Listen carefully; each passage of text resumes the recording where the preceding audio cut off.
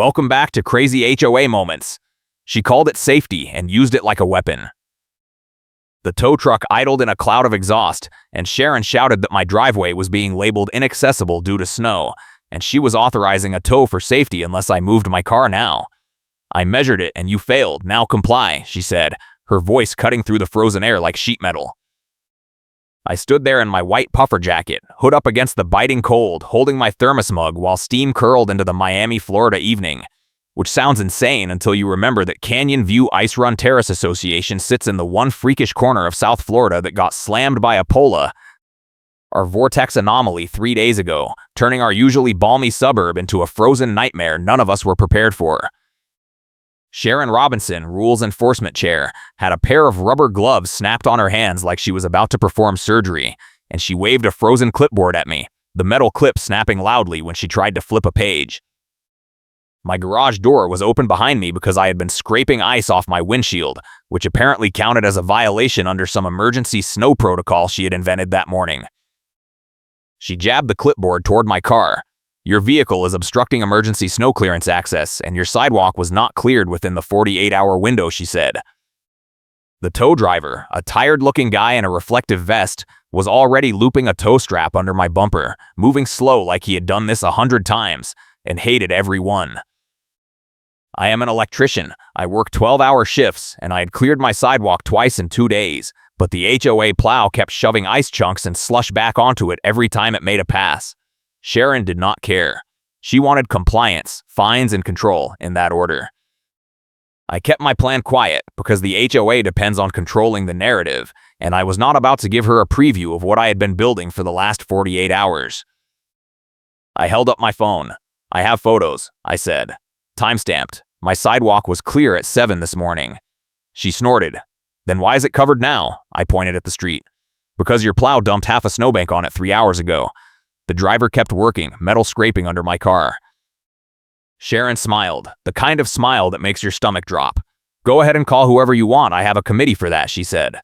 That line, that exact phrase, would come back to haunt her in ways she could not imagine yet, but right then it just hung in the frozen air like a threat.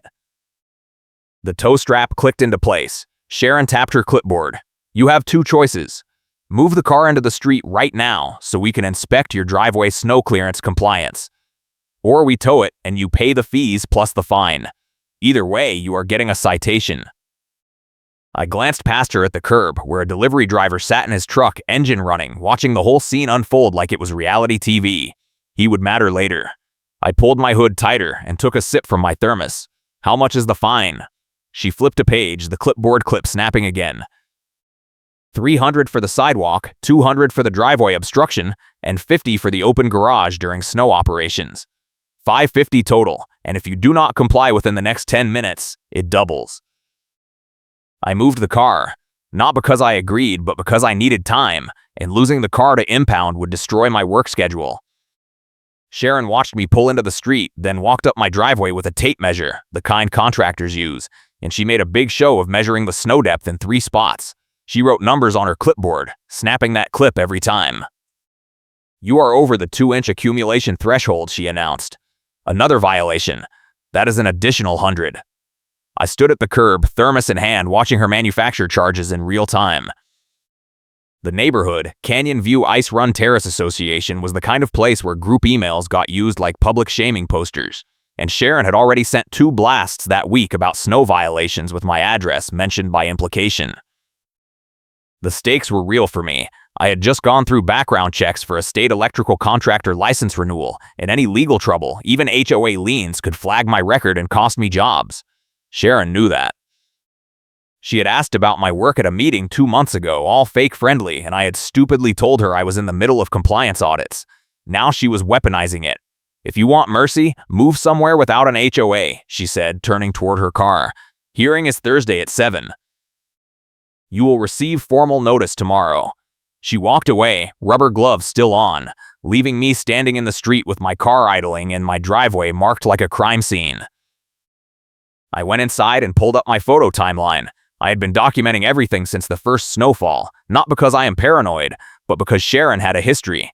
3 neighbors in the past year had been hit with sudden violations, surprise hearings, and railroaded decisions, all orchestrated by her. The HOA method was simple: change the interpretation of a rule mid-argument and act offended when challenged, then push through a vote before anyone could organize a defense.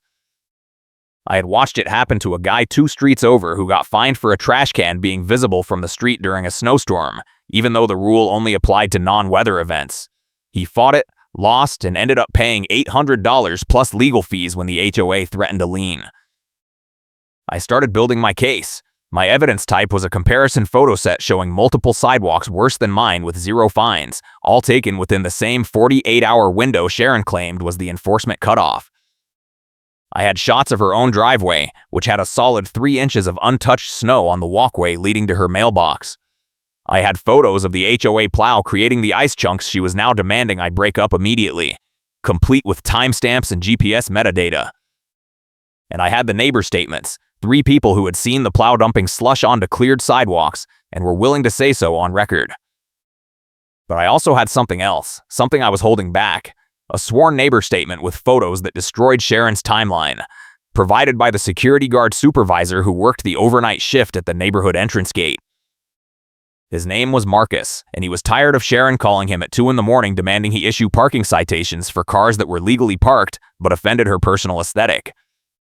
He had dashcam footage from his patrol routes, and one clip showed Sharon's own car parked in a fire lane during the first snow, doors open, while she took photos of other driveways for violation reports. That clip, combined with the timestamp metadata, proved she had been targeting specific houses while ignoring others. I was not ready to deploy it yet. I needed her to commit fully to her story first, on record, so when I pulled the trigger it would be undeniable. Thursday morning, I got the formal notice. It was delivered by a vendor, some guy in a Canyon View Ice Run Terrace Association polo shirt, who knocked on my door at 6:30 in the morning and handed me an envelope like he was serving a subpoena. The notice listed 4 violations, 2 more than Sharon had mentioned at the curb. Apparently, my mailbox post had snow buildup that created a visibility hazard, and my front walkway ice melt application was insufficient. Total fines, $900. Hearing scheduled for 7 that evening at the clubhouse. I had 9 hours to prepare. I called Marcus. He met me at a coffee shop 2 miles outside the neighborhood because he did not want to be seen talking strategy inside HOA territory.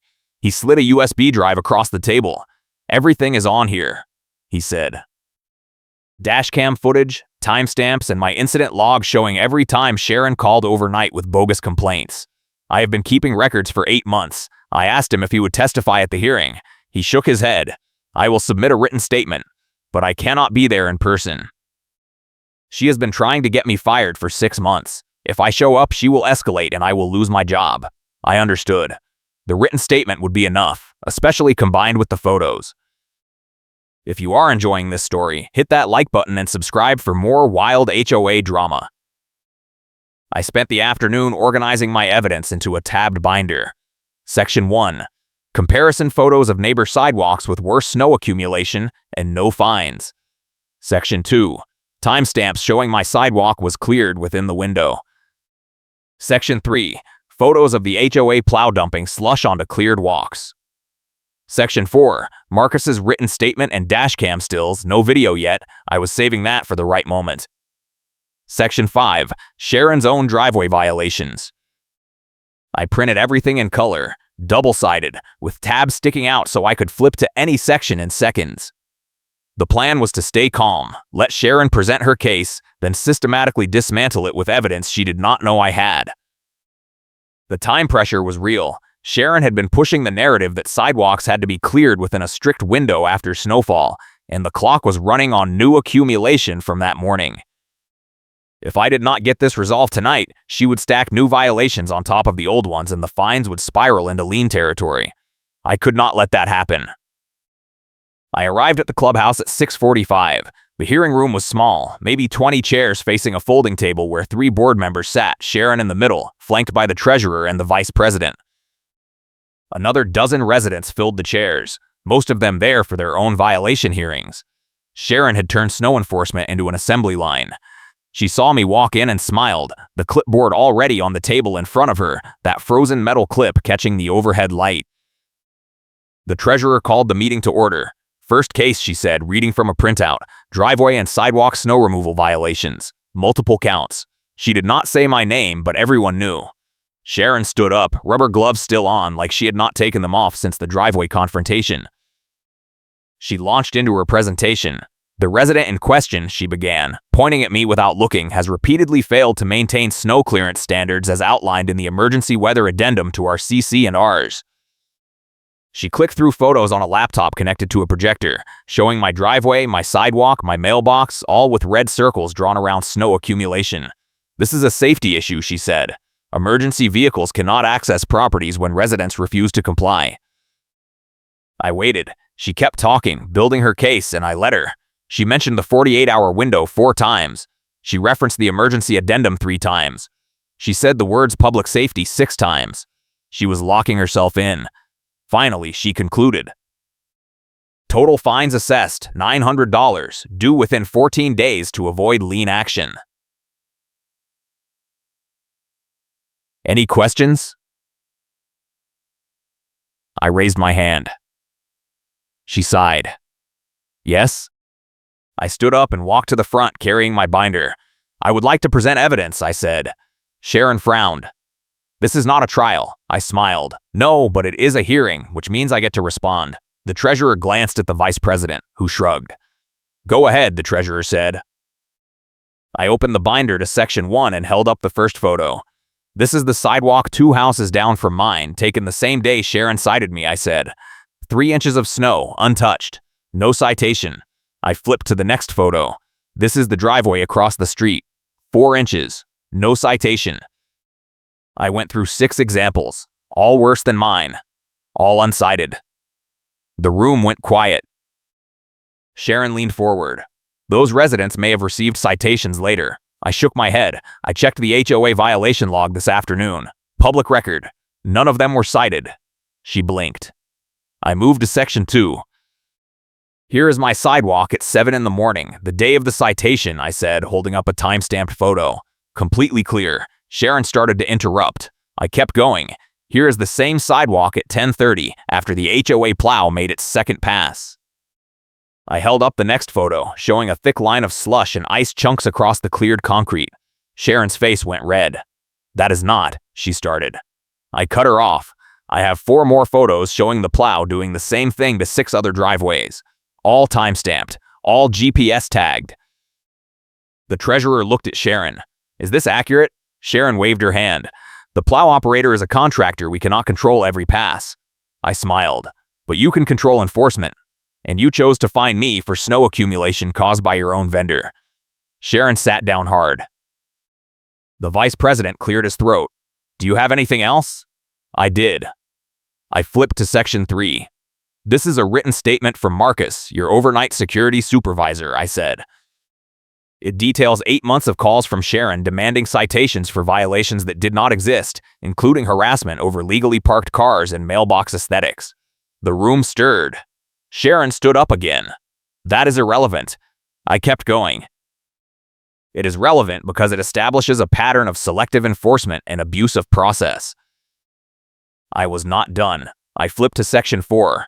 And here, I said, holding up a printed still from the dashcam footage, is Sharon's car, parked in a fire lane during the first snowfall, doors open, while she photographed other homes for violations.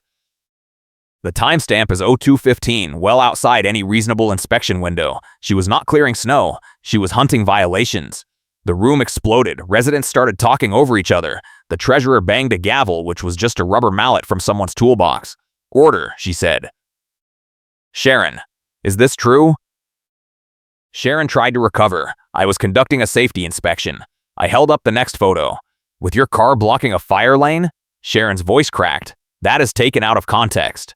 I turned to the treasurer. I have the full video if you want to see it. Sharon sat down and did not say anything else.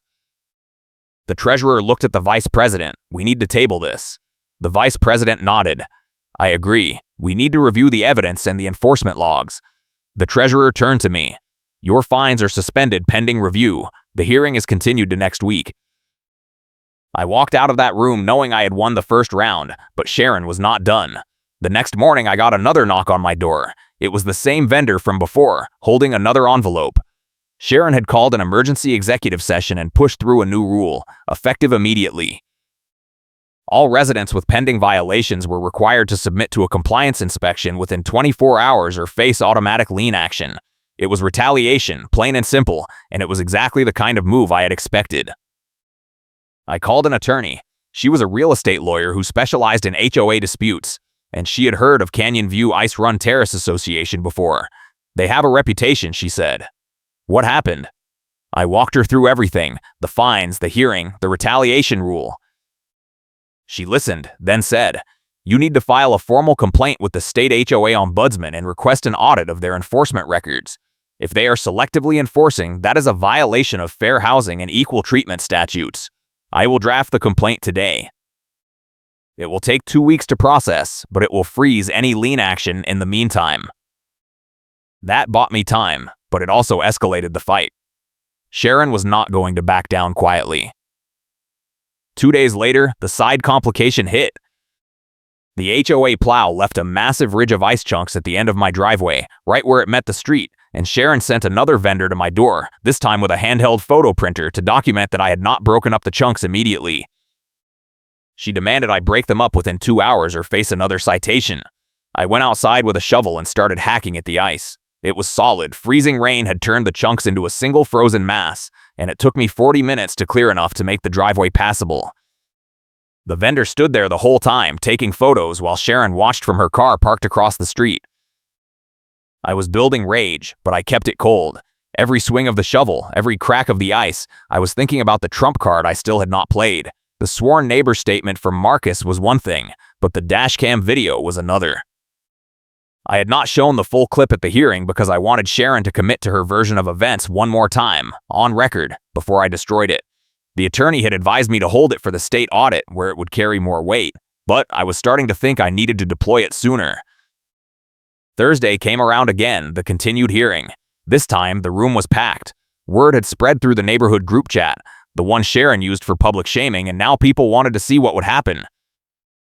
Sharon arrived early, no rubber gloves this time, but the clipboard was still there, frozen metal clip gleaming under the fluorescent lights. The treasurer called the meeting to order. Before we continue, she said, "The board has reviewed the evidence submitted last week. We have some concerns." Sharon jumped in. "I would like to address those concerns." The treasurer held up a hand. "Not yet. First, I want to clarify the enforcement process. Sharon, you issued 4 citations to this resident within 48 hours, including 2 that were added after the initial notice. Can you explain why?" Sharon opened her clipboard. The additional violations were discovered during the compliance inspection. The treasurer frowned. "But you conducted that inspection without notifying the resident or allowing him to be present. That is not standard procedure." Sharon stiffened. "It was an emergency situation." The vice president spoke up. "We have also reviewed the enforcement log. In the past 2 weeks, you have issued 31 snow violation citations. 28 of them are to properties on the east side of the neighborhood. Only 3 are on the west side, where your home is located. Can you explain that discrepancy?" Sharon's voice went tight. "The east side has worse drainage and more accumulation." The vice president shook his head. "The meteorological data does not support that. Snowfall was uniform across the neighborhood." I could see her losing control of the room. The treasurer turned to me. "Do you have additional evidence to present?" I did. I walked to the front and opened my binder to section 5, the one I had not shown yet. I held up a printed photo. "This is Sharon's own driveway, taken the same day she cited me for snow accumulation," I said. 3 inches of snow on the walkway. Untouched. No citation issued. I flipped to the next photo. This is her mailbox, which also had snow buildup. Again, no citation. I held up the third photo. And this is her front sidewalk, which was not cleared until 4 days after the snowfall, well outside the 48-hour window she claims is the standard. The room went dead silent. Sharon stood up. "That is private property." I smiled. "No, it is HOA common area enforcement, which makes it public record under your own rules." Sharon tried to speak, but the treasurer cut her off. "Sit down, Sharon." Sharon sat. The treasurer looked at me. "Anything else?" I pulled out the USB drive. I have dashcam footage from the overnight security supervisor showing Sharon conducting violation inspections at 2 in the morning in violation of quiet hours and reasonable access rules.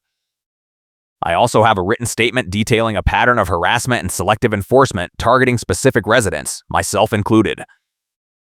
I plugged the USB drive into the laptop. The projector screen lit up with the dashcam video.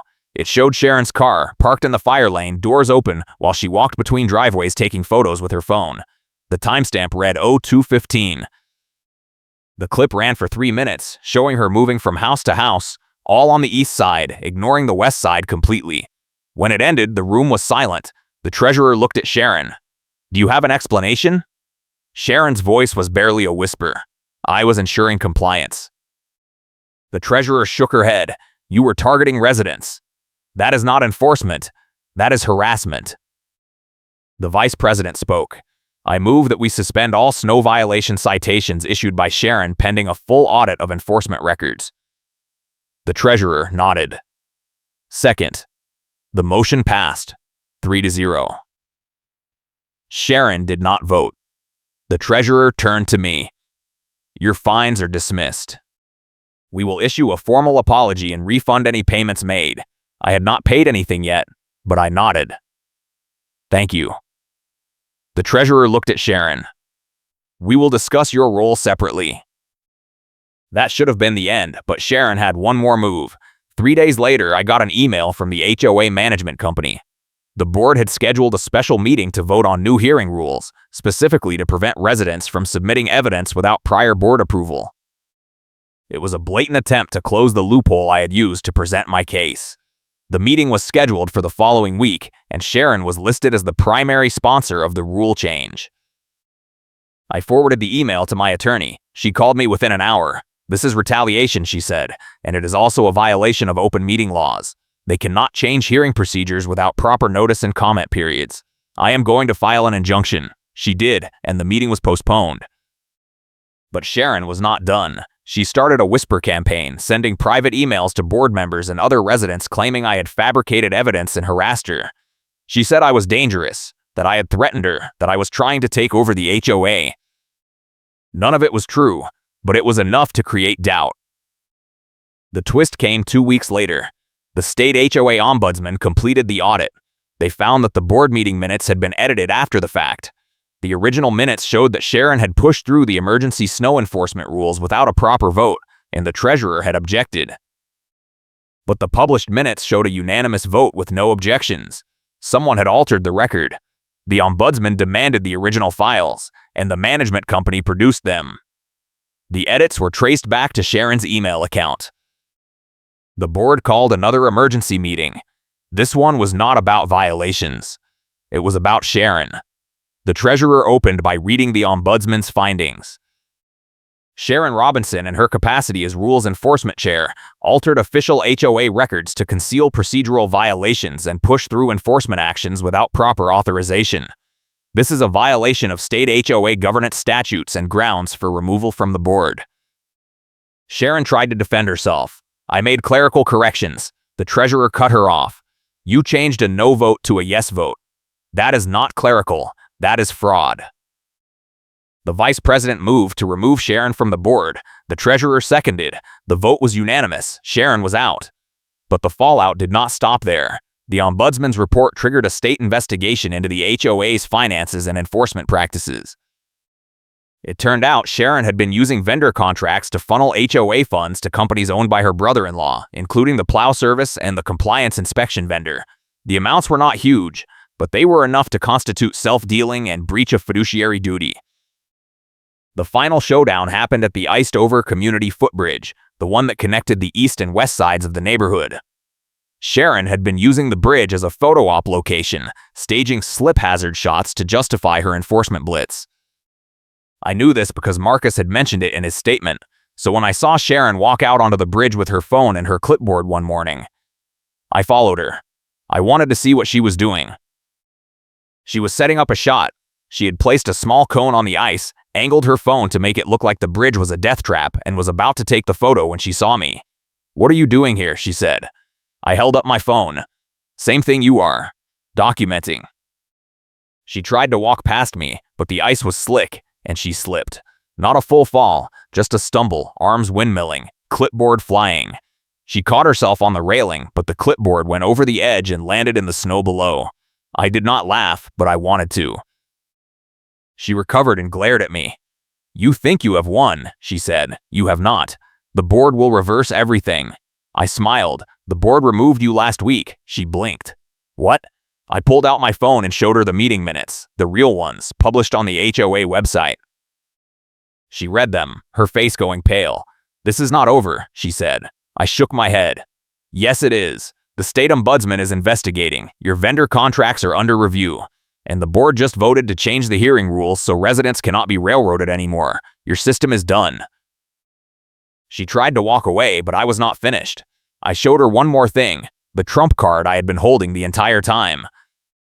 The sworn neighbor statement with photos that destroyed her timeline, the one from Marcus, combined with the dashcam footage, all compiled into a single PDF that had been submitted to the ombudsman.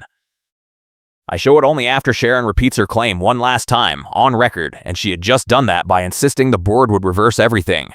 She stared at the screen, at the dates, at the footage stills, at Marcus's signature.